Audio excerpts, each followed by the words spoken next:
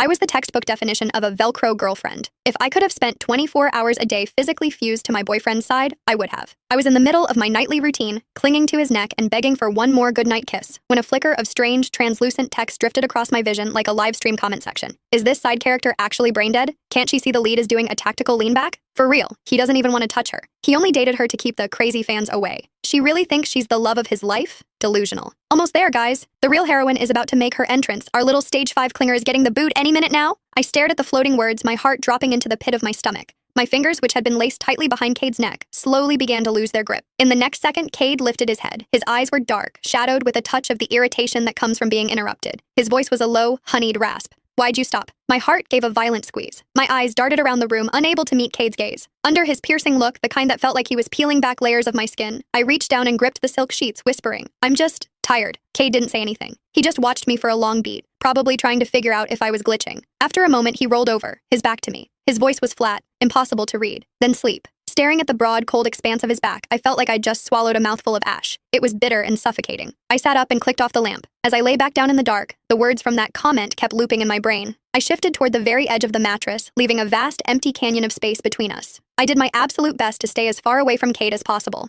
I didn't dare press against him like a heat-seeking missile the way I usually did. Maybe if I stopped being so much, I thought, he'll hate me a little less. In the silence, I heard his steady, rhythmic breathing, but my mind was miles away. To be honest, it wasn't like I hadn't noticed. I wasn't that blind. Cade had always been lukewarm. Whenever I tried to get close, I felt that split second of tension in his frame, a subtle rigidity. But I loved him so much it made me stupid. I wanted to be his shadow, his accessory, his constant. Cade never complained out loud. But looking back, those tiny furrows between his brows, the way his jaw tightened, they were all flashing red lights. He didn't want this. I'd just been playing dumb. I'd lied and told him I was scared to live alone just so I could move into his place. Then I'd pushed for more, invading his bedroom until I was a permanent fixture, wrapping my limbs around him every night like an octopus. He hadn't kicked me out, sure, but his first instinct was always to resist. I'd just been so desperate to be with him that I'd filtered out the truth. Now it seemed the comment was right. The air in the room felt heavy. I tossed and turned until the early hours of the morning, finally drifting into a fitful sleep. When I woke up, I realized I was curled into Cade's chest, my right arm locked firmly around his waist. His chest rose and fell in a slow, steady rhythm. After a few seconds of frozen realization,